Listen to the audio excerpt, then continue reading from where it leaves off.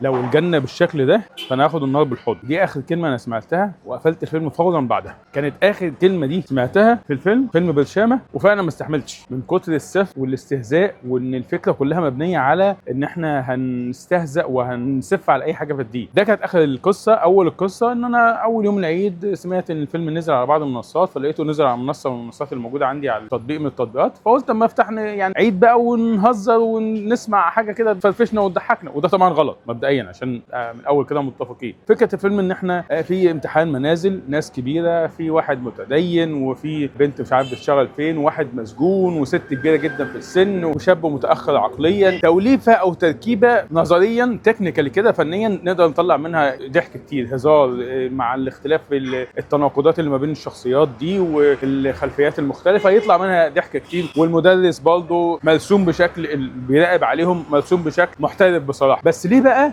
انا يعني ما هسفش الا على دي؟ اول حاجه سمعتها لما بيقول له مش عايزين نغش او عايزين نعمل حاجه الصح واعمل الصح عشان ربنا يسترها معاك، قال لك انا بعمل غلط وربنا بيسترها معايا. وده التحدي. بتحدى مين؟ ده مش التحدي، ده الاستدراج يا مخدوع، يا اللي مش فاهم الابتلاء ده. لو انت انا بتتكلم جد ومحتاج ان انا اشرح لك. هو سبحان الله هو ربنا قال ان انت لما هتعمل حاجه غلط هتاخد عقوبها وقتي، يعني مش هيكون كده في ابتلاء. وبعد كده مش عارف بيتكلم مين، يتكلم على ايه كده، فبيقول له ايه مش عارف انا ايه الفكره في النار. هو انتوا لما تدخلوا حد النار او ما تقولوا حد يدخل النار هتاخدوا بونص؟ ايه ده ايه ده بجد؟ هو لما حد يقول لك على حاجه حرام او حد يقول لك على الحاجه دي لما حد يعملها يدخل النار يبقى هي دي ده ردك يعني؟ انا مش فاهم يا جماعه. هو احنا بقينا يعني بنتكلم على الجنه والنار وبنتكلم على الحلال والحرام وبتتكلم على ايه؟ هو ده التحدي؟ تحدي انت بتتحدى ربنا يعني؟ ربنا هيسترها معاك يعني؟ انت شايف ان ربنا بيسترها معاك وانت بتعمل غلط فكده خلاص انت نجوت؟ بجد وصل الموضوع للدرجه دي ان احنا بنهلس كده وبنتريق على الايات بتاعت ربنا والحاجات اللي ربنا بيخوفنا بيها زي النار مثلا كده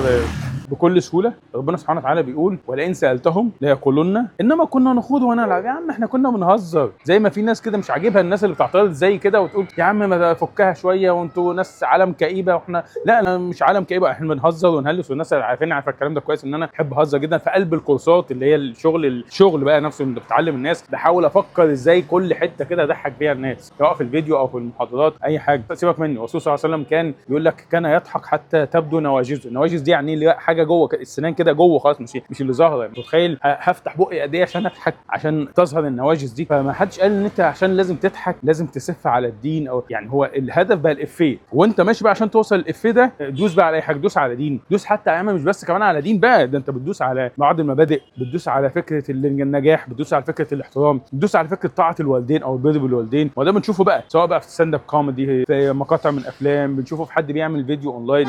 لكن مش للدرجات دي. مش يبقى الواحد جاي في الفيلم ده عشان كل ما حد يكلمه في حاجه في الدين يسف عليه والموضوع يخلص على كده. اصل هيقول لك ايه ده واحد مسجون، ده واحد بيعمل حاجات غلط، بس انت صاحب الحوار وطلعت ان ده هو اللي كسب ده او هو اللي عمل افيه على ده. هنعمل افيه بالطريقه على الدين؟ الموضوع يا جماعه والله مش هزار، ومش ان احنا ناس محبكينها وانتوا ناس الموضوع اكبر من ابسط من كده انتوا ماسكين في الموضوع كده. لا لا لا، الموضوع فعلا خطير. ومش هقول لك بقى عشان اطفال، اصل الحرام ملوش دعوه بالصغير والكبير، ولا انت ولا انا ولا اي حد ينفع يتفرج على حاجه زي كده. انا اقسم بالله اول افيهين ثلاثه دول بقيت عمال استغفر، حاسس ان انا في مصيبه بتحصل، في كلام كبير جدا بيتقال. ان الرجل لا يتكلم بالكلمه من سخط الله لا يلقي لها بالا. مش مركز، مش فاهم فيها، فتهوي به في النار 70 خريفا. وعلى فكره يعني الموضوع سهل جدا ان انت تعترف ان الحاجه دي غلط وتستغفر منها. وفي بعض الاحوال لو انت ربنا عافينا ثبت الدين او حاجه هتنطق الشهادتين، بس هو الفكره ان انت اصلا مش معترف ان ده حاجه غلط. انت قعدت تخطط، انت تجاوزت مرحله ان احنا بنقر المنكر ده، انت بتحتفي بيه، بتضحك عليه،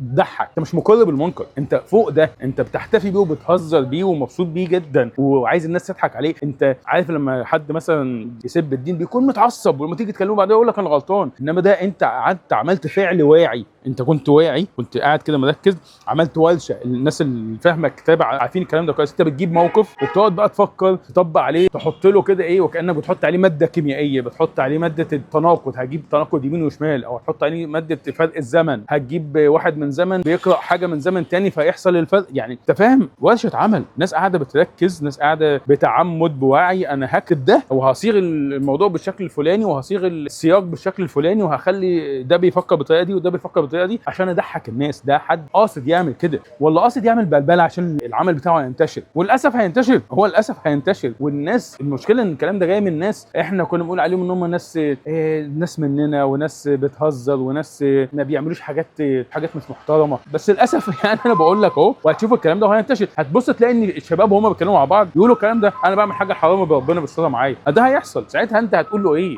ما انت كنت قاعد جنبه وهو بيتفرج وضحكت على الموضوع. يا جماعه الضحك على حاجه حرام اسوأ من السكوت. هو السكوت غلط اصلا، انك تشوف حاجه حرام وتسكت دي كارثه. ما بالك بقى ان انت تضحك عليها؟ ده اعلى من كده. انت مش بتكل المنكر، انت بتحتفل بيه، انت مبسوط بيه وبتهزر معاه وبتتفرج على حد عمل الحاجه دي. اقل شيء ان احنا نتكلم وان احنا ننصح بعض وان احنا ننكر المنكر، نقول ان ده حرام وده لا يجوز وده ما ينفعش. ما كملتش الايه. ربنا سبحانه وتعالى بيقول ولئن سالتهم ليقولن انما كنا نخوض ونلعب. ربنا بقى بيرد عليك بقى بيقول لك ايه؟ قل ابالله واياته ورسوله كنتم تستهزئون لا تعتذروا قد كفرتم بعد ايمانكم. ده مش كلام، ده كلام ربنا. ربنا سبحانه وتعالى قال كتاب انزل اليك فلا يكن في صدرك حرج منه. مش هنتكسف نقول ربنا قال ايه. هتوصل بينا ان احنا خلاص بقى مش هنتكلم، اصل هيقول عليك متشددين، هيقول عليك متزمتين، هيقول عليك مش بتوع ضحك وهزار، انتوا قافلين على نفسكم. لا ده مش حقيقي. والدين ما فيهوش ان انت تقفل على نفسك ولا تبقى كئيب ولا تبقى ما بتضحكش ولا تبقى ما تهزرش. بس مش لازم تعمل حاجه حرام عشان تضحك. برضه في موضوع الكذب، ويل لمن اتخذ الكذب ليضحك به الناس. مش لازم ان انا اكذب عشان اضحك اللي قدامي. يعني مفيش انكار على فكره الضحك، واحنا قلنا الرسول صلى الله عليه وسلم كان بيضحك، وفي مواقف كتير جدا ضحك فيها وتبسم فيها، وانت لما تسمعها تضحك عليها وتنبسط ان في حاجه زي كده. ما تحصرش الموضوع وتجيبها من عندك كده ان هو انت بتحصر الموضوع ان انا لازم هعمل حاجه غلط عشان اضحك.